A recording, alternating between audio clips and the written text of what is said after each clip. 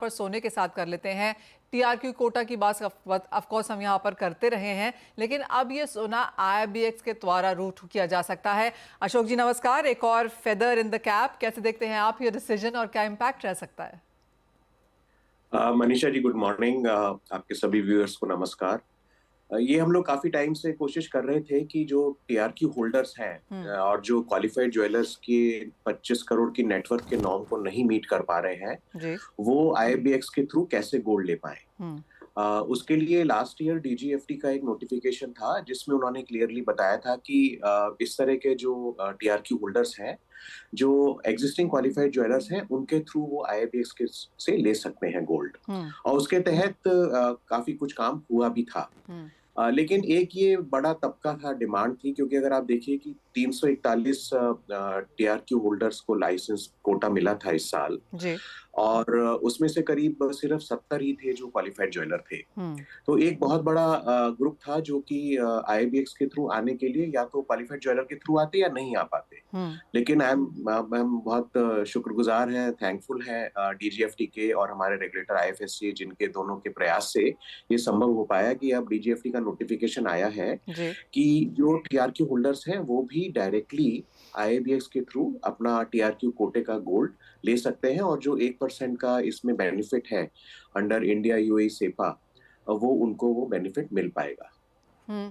अगर आप इस साल तक की बात करें, और अशोक जी हम साल के अंत के बहुत ही करीब हैं यहाँ पर, कैसे देखते हैं आप आईबीएक्स की परफॉर्मेंस? अगर हम नंबर्स यहाँ पर देखें, क्योंकि पिछले 2-3 महीने नंबर्स के लिहाज से भी यहाँ पर काफी पॉजिटिव रहे हैं इन सेंस ऑफ इंपोर्ट्स। जी हाँ, नंबर्स काफी प्रॉमिसिंग रहे हैं और मैं पूरा थैंकफुल हूँ मार्केट का कि उन्होंने पूरा विश्वास जताया है।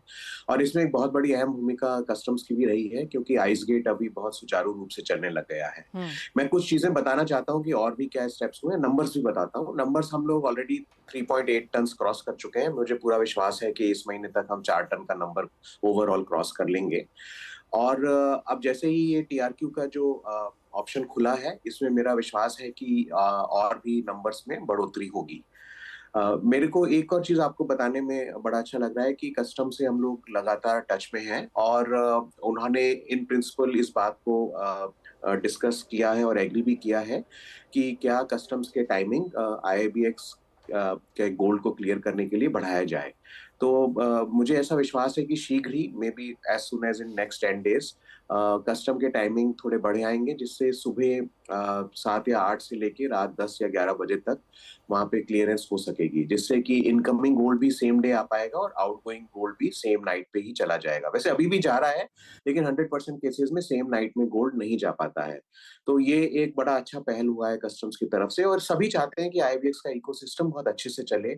इसके जो बेनिफिट्स हैं, जो ट्रांसपेरेंसी है, जो डेमोक्रेटिक वे ऑफ वर्किंग है, वो बेनिफिट ज्यादा से ज्यादा लोगों को ये बेनिफिट मिले। और इसी के तहत हमारा भी प्रयास रहा है कि हम अपने रेगुलेटर आईएफएससी के थ्रू गवर्नमेंट से और भी अथॉरिटीज से इंटरेक्ट करते रहें।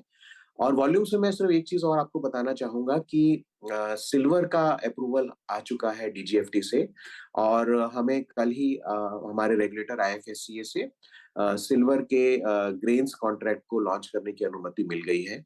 और हम शीघ्र ही अगले 2-4 दिन में ही सिल्वर का ग्रेन्स के कॉन्ट्रैक्ट को लॉन्च कर देंगे। तो ये एक वॉल्यूम्स आपको देखेंगे कि धीरे धीरे गोल्ड सिल्वर बहुत तेजी से यहाँ वॉल्यूम्स बढ़ते चले जाएंगे आईबीएक्स पे।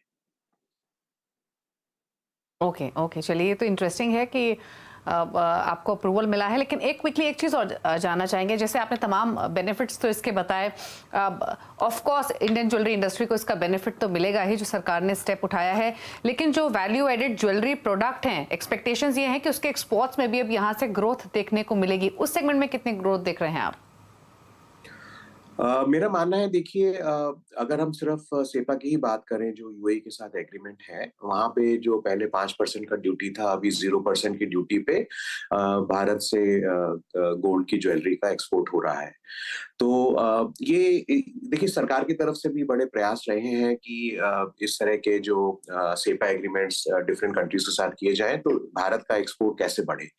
और भारत के एक्सपोर्ट को बढ़ाने में ज्वेलरी सेक्टर का एक बहुत बड़ा योगदान है, क्योंकि हमारा एक स्किल सेट है, हमारे कारीगर हैं और सालों साल से सैकड़ों साल से यहाँ पे जो डेवलप किया गया है स्किल्स ज्वेलरी बनाने का, वो दुनिया के कोने-कोने तक पहुँच सके। और अभी मैं आया हुआ था यहाँ जो डीपीएमसी का दुबई में कॉन्फ्रेंस था उसको अटेंड करने के लिए, और यहाँ पे भी दुबई के काफ़ी व्यापारियों से बात किया, तो वो भी कह रहे हैं कि भारत से जो ज्वेलरी का इम्पोर्ट है वो काफ़ी बढ़ गया है और वो कोशिश कर रहे हैं कि उसको भी वो दुनिया के और जगह तक भी उसको फैला सके।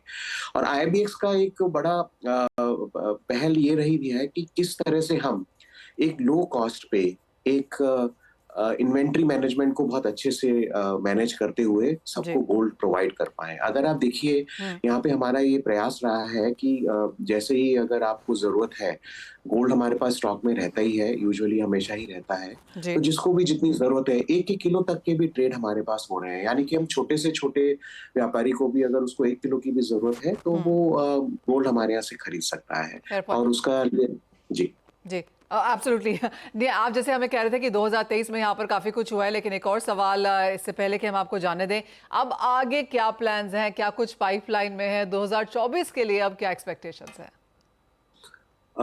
24 से पहले अभी मनीषा जी दिसंबर का महीना बचा है जी, तो मेरा पूरा विश्वास है कि आपने फ्यूचर की बात की तो गोल्ड फ्यूचर्स हम दिसंबर तक लॉन्च कर ही देंगे। अरे वाह, जी हाँ, ऑलरेडी हमारा मॉक ट्रेडिंग चल रहा है। पिछले 1.5 महीने से मॉक ट्रेडिंग चल रहा है और कुछ जो भी फाइन ट्यूनिंग बची है वो हो रही है। तो जैसे सिल्वर भी ये महीना खत्म होते होते सिल्वर शुरू हो जाएगा ग्रेन्स का, कुछ समय बाद हम सिल्वर का बार्स का भी शुरू कर देंगे।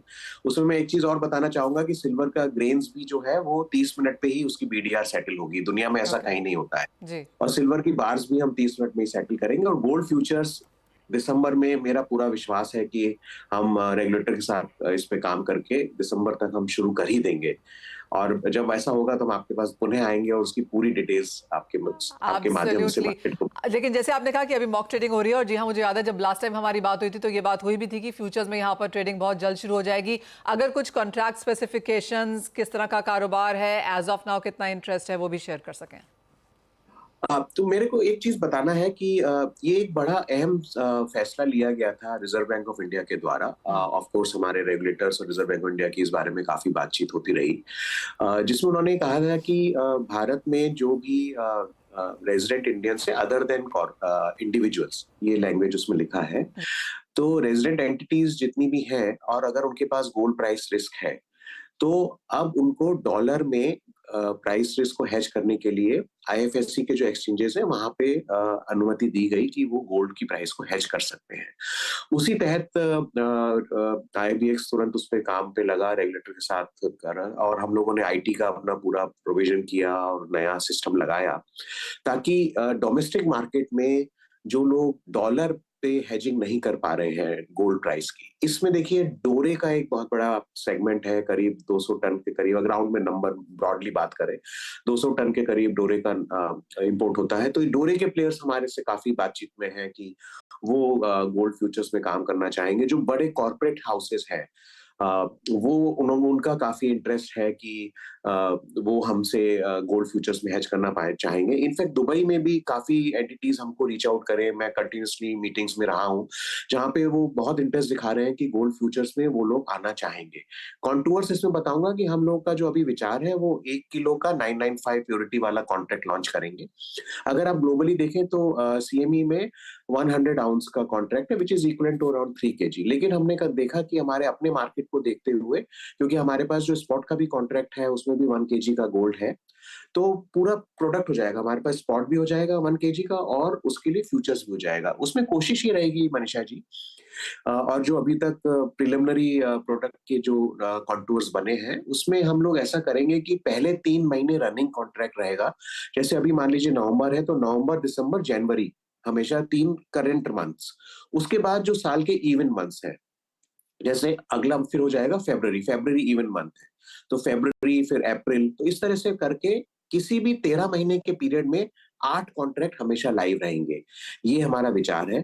सबसे अहम बात है जो हम अपने एक्सचेंज पे बताना चाहते हैं, यहाँ पे आपको फ्यूचर्स को न सिर्फ कैश सेटल करने की अनुमति होगी, पर आप यहाँ पे इंटेंशन बेस्ड मैचिंग के हिसाब से गोल्ड की डिलीवरी भी ले पाएंगे। ओके ओके, चलिए दिसंबर दूर नहीं है, जब आप गोल्ड फ्यूचर्स लॉन्च करेंगे तब आपसे वापस रिकनेक्ट करेंगे अशोक जी। गुड लक आपको आपके फ्यूचर प्लान्स के लिए और थैंक यू सो मच आने के लिए और सब मुद्दों पर बातचीत करने के लिए। चलिए फटाफट से